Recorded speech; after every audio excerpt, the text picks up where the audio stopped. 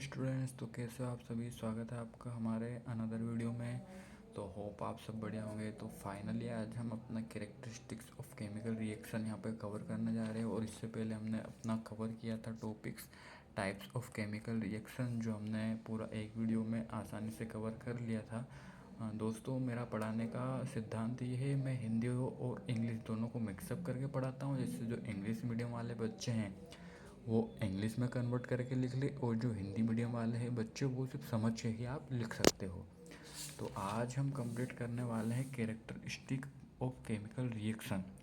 तो simply start करते हैं। तो अगर हम सबसे पहले बात करें केमिकल रिएक्शन की, अगर हम बात करें केमिकल और रिएक्शन की, अगर हम बात करें कि केमिकल रिएक्शन क्या होती है, तो सिंपली जो आपके सब्सटेंस रहते हैं उनका एक एटॉमिक नंबर रहता है और वैलेंसी रहती है। सिंपली उनका सिंबल रहता है, उसी को हम डिनोट करते हुए जो इक्वेशन रहती है उसको इक्वल करते हैं। तो अगर हम इसकी कैरेक्टरिस्टिक की बात करें तो जनरली 5 टाइप्स की आप कैरेक्टरिस्टिक्स इसमें लिख सकते हो। लॉट ऑफ क्वेश्चन के आंसर को बढ़ाने के लिए आप लिख सकते हो, there are in 5 categories will be divided of chemical reaction. First की अगर हम बात करें तो चेंज इन स्टेट, मतलब जो उसकी अवस्था है, जो आप केमिकल रिएक्शन कर रहे हो उसमें बदलाव आएगा, ये उनकी कैरेक्टरिस्टिक्स है। सेकंड की बात करें तो चेंज इन कलर, जैसे कि आपने लिटमस पेपर वाली प्रोसेस को देखा होगा, जिसमें ब्लू लिटमस पेपर आपका कन्वर्ट होकर रेड लिटमस पेपर में कन्वर्ट हो जाता है। तो उसकी जो चेंज मतलब बदलाव उसके रंग में, कलर जो चेंज है वो, जैसे कि आप देख सकते हैं कॉपर सल्फेट और AQ। अब यहाँ पे AQ का मतलब होता है एक्वस, मतलब पानी में घुला हुआ होता है। अब इवोल्यूशन ऑफ गैस की बात करें तो गैस का निकलना, मतलब जो आपकी रिएक्शन है इसके बीच में गैस इवोल्ट हो जाएगी, इवोल्यूशन हो जाएगी। चेंज इन टेम्परेचर, अगर बात करें तो जो उसका टेम्परेचर है उसमें भी चेंजेस आएगा। लाइक हमने एक्सोथर्मिक रिएक्शन इससे पहले वाले वीडियो में देखा था। अगर आपने देखा नहीं हो तो आप एक्सोथर्मिक और एंडोथर्मिक समझ सकते हैं, जो हमने इसको समझा दिया था पिछले वीडियो में। लाइक स्लेक्ड लाइम चूने की हमने समझा दिया था आपको। और फिफ्थ है फॉर्मुलेशन ऑफ पार्सिपिटेट, मतलब जो पार्सिपिटेट रहता है उसका फॉर्मुलेशन, मतलब बनता कैसे है वो सब। और यहाँ सब कैरेक्टरिस्टिक को देखने के बाद जो केमिकल रिएक्शन रहती है वहाँ उसकी जो एक प्रॉपर प्लेस रहती है वहाँ उसको ले लेती है वापस, उस प्लेस पर वहाँ स्थायी हो जाती है। नेक्स्ट टॉपिक की बात करें तो writing and balancing chemical equation, मतलब जो आपकी केमिकल इक्वेशन है उसको लिखकर बैलेंस कैसे करना। तो इसके भी स्पेसिफिक टाइप्स देख सकते हैं आप। वर्ड इक्वेशन, मतलब शब्दों में आपको लिखना है उस इक्वेशन, केमिकल इक्वेशन को, और बैलेंस करना है सिंपली। स्केलेटल इक्वेशन की बात करें तो those formula which are not balanced, मतलब आपने देखा होगा कि जो रिएक्शन में वैलेंसी रहती है, जैसे कि आपके पास जुड़ी यहाँ पे H2O, मतलब इनको आपको जनरली बराबर करके लिखना है, स्केलेटल इक्वेशन कहलाती। Those formulas which are not balanced in proper manner form, उसको प्रॉपर मैन्युअर फॉर्म में बैलेंस्ड करना स्केलेटल इक्वेशन कहलाती है।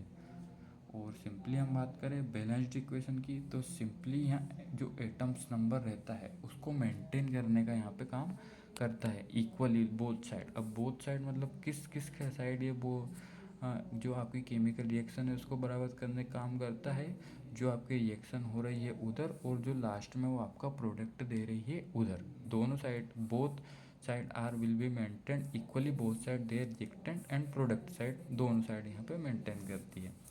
एग्जाम्पल में देख सकते हैं आप, मैग्नीशियम को अगर जलाते हैं तो ऑक्सीजन पहले से एटमॉस्फेयर में प्रेजेंट रहती है, तो वहाँ क्या हो जाएगा, आपका मैग्नीशियम ऑक्साइड हो जाएगा।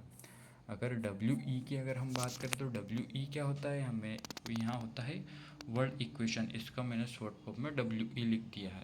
जैसे आपका मैग्नीशियम हो गया और जो एटमॉस्फेयर में प्रेजेंट है ऑक्सीजन हो गया, तो यह जो ऑक्सीजन है दोनों मिलकर क्या बनाएंगे, मैग्नीशियम ऑक्साइड।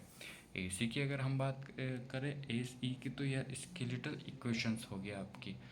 सिंपली यहाँ Mg+O2 दोनों मिलके क्या बनाएंगे, मैग्नीशियम ऑक्साइड, यहाँ Mg हो जाएंगे।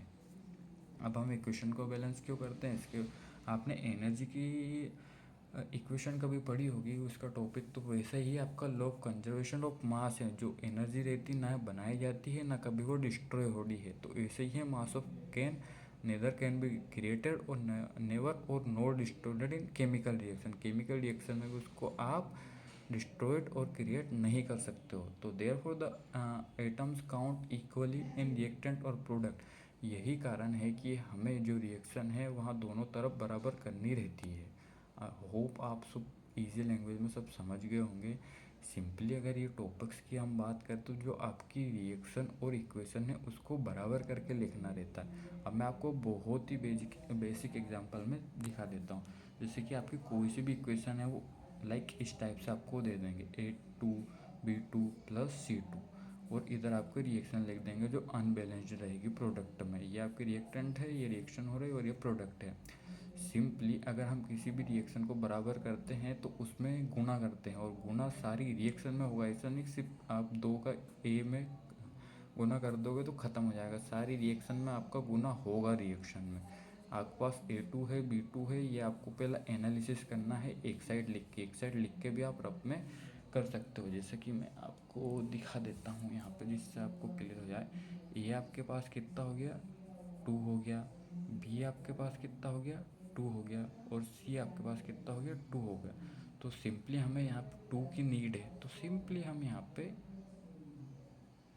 2 का गुना कर देंगे। 2 है तो मैंने जिस प्रकार से आपको बताया था पूरी रिएक्शन में 2 का गुना होगा, तो ये आपका हो गया 2A B2 और C2। ये आपकी रिएक्शन बैलेंस्ड हो गई है।